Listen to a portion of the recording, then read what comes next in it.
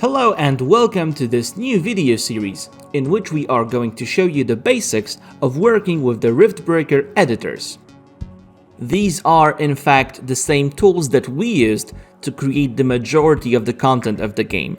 All the maps, missions, campaign, research trees, loot tables, everything has been created using the same suite of tools that is in your hands right now. Let's start by locating the tools on your hard drive.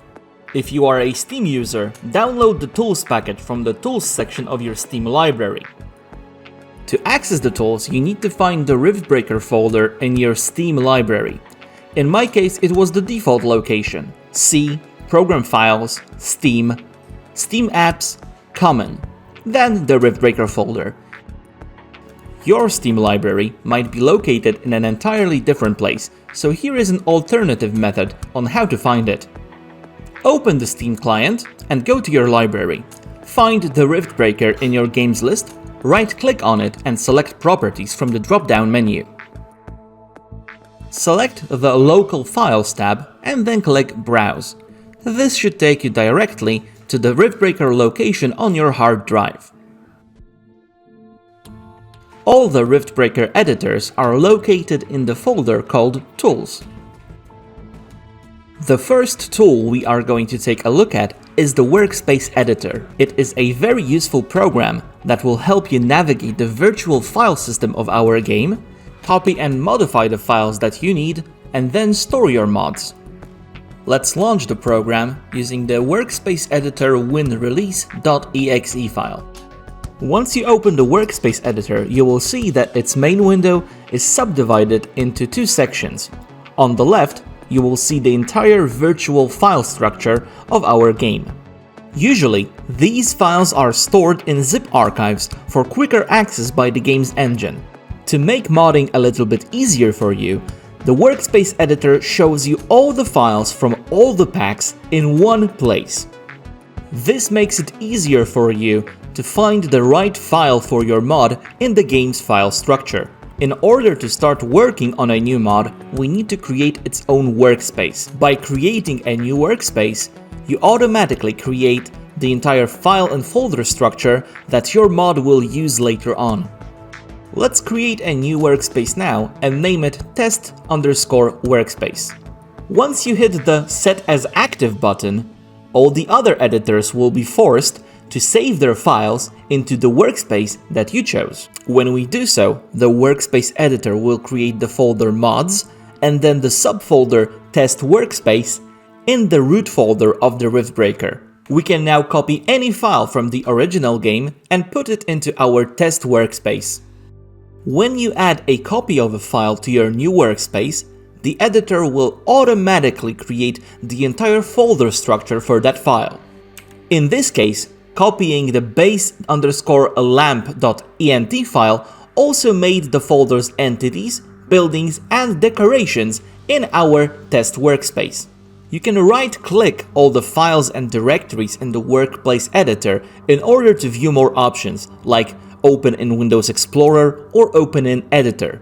The Workspace Editor will help you maintain your mod's file structure and then allow you to zip it for easy distribution. It also gives you easy access to other tools, like for example the Level Editor, which we will take a look at now. Welcome to the Level Editor. The orange bar at the bottom of the screen will inform you which workspace has been set as active. Make sure you chose the right workspace not to lose any progress. Using the Level Editor, you can either open map tiles created by us to reverse engineer our solutions, or you can go ahead and create your own map tiles. Let's create our first tile by clicking File, then New, and giving our new map a name. At this point, you also need to decide which biome this map tile will belong to. This will affect a number of things, for example, the weather, the lighting, but also in which missions the map generator script will be able to make use of your new tile. In this example, I just went with the most basic one, the jungle. This is what a brand new map in the Riftbreaker looks like. Let's start with camera controls first. Click and hold the middle mouse button and move your mouse in order to pan the camera.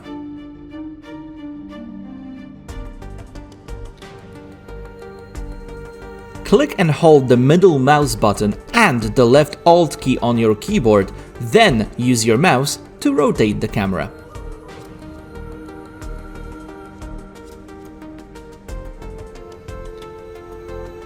Scroll up and down using your mouse wheel in order to zoom in or out. The default camera setting in the level editor is called the perspective camera. It allows you to take a look at the scene you are working on from any angle and any zoom level. With full control over the camera position, it will be easier for you to work the little details into your levels. In order to see what the level would actually look like in the game, you can switch the camera setting from perspective to game camera. The option for doing so is located in the top left corner of the viewport. You can click the letter G icon in order to switch to game camera. This is a fixed camera view that you can only pan. You cannot rotate it or zoom it out. However, it accurately shows you what the scene would look like in the game itself. You can switch between the game and perspective cameras by pressing their hotkeys, G and P on your keyboard respectively. Next, we will learn how to interact with entities in the level editor. Let's choose the select entity mode by pressing Q in the top left corner of the screen or pressing Q on your keyboard. In this mode, you can select entities and perform some basic operations on them. Right-clicking an entity will open up a context menu that will give you some basic options. The option to zoom, also available under hotkey Z, allows you to focus your camera on one given entity. It's very useful when you want to quickly switch the focus of the camera.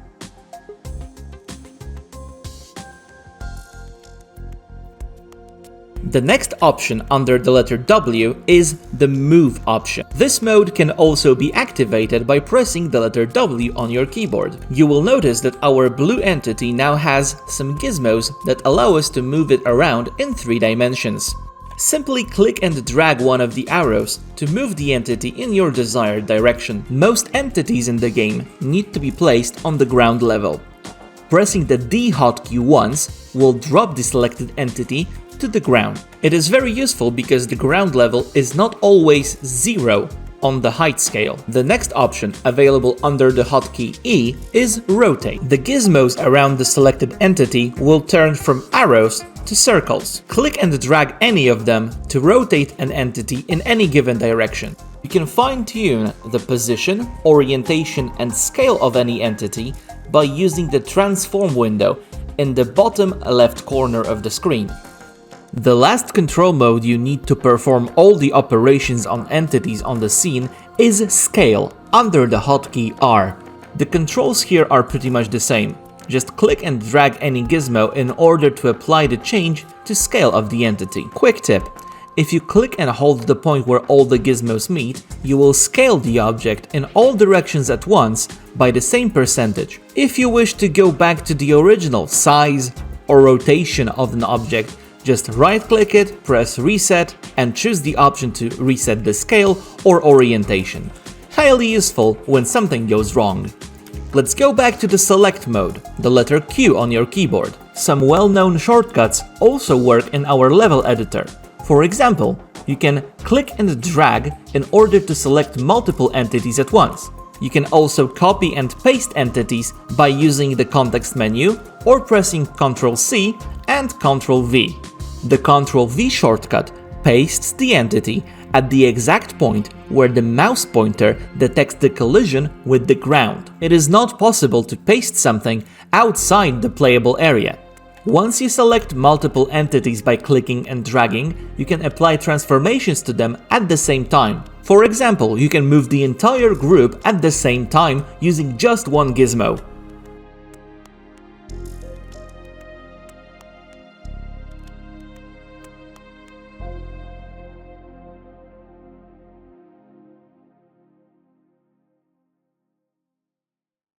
It's also worth noting that you can click an entity and then press Ctrl-A in order to select all the entities from the same type.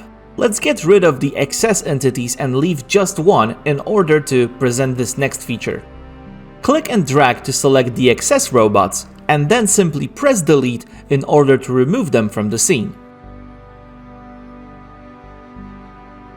A highly useful feature that you can access by using the movement mode is cloning. Select an entity, then press Shift on your keyboard and drag the entity in any direction. You will get a pop-up asking how many times you want to copy that entity. Type in the desired number and see that the entity will copy itself several times, and all the instances will be separated by the exact same distance. You can also clone several entities at once. Simply select them through a click and drag, then move them all at the same time using the Shift key. With all this knowledge, you should be able to manipulate entities easily in the Riftbreaker level editor. Remember to save your work often by using the Save option in the File menu or by pressing Ctrl and S. After you are done working in the level editor, you will see that the tile you have just created has appeared in the Workspace Editor. The Workspace Editor has created all the files for you. It has taken care of the biome and the mission files as well. In the next episode, we will place some real props on our level and add some textures. See you then!